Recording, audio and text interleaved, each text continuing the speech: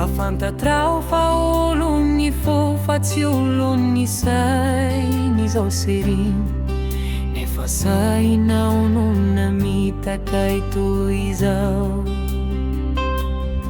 Tsy mampanino na raha natao no kilalao ilay fitia, atao ahoana moa fizay no anjarantsika roa.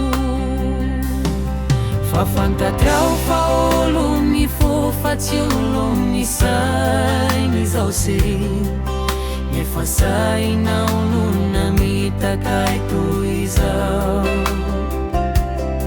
Tsy mampanino na raha natao no kilalao ilay fitia, atao ahoana moa fizay no anjarantsika roa. Tsisy alahelo fa izay ao ariana hevero, fa ny antsika fity tsy tanteraka, ny lasa ho tsiaro mipetraka. Tsisy alahelo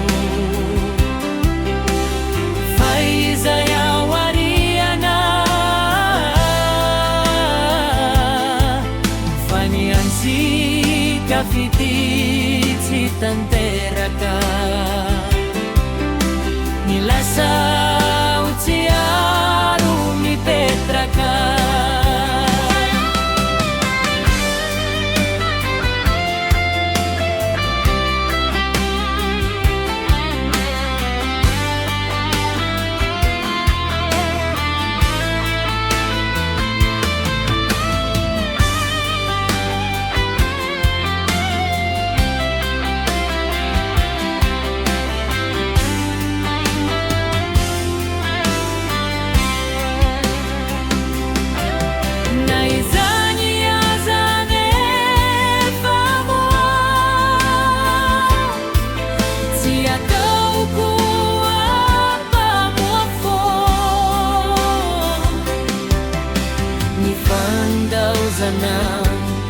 Ilay foko raiky pitika, ka nitadidy reny mombanao fafako.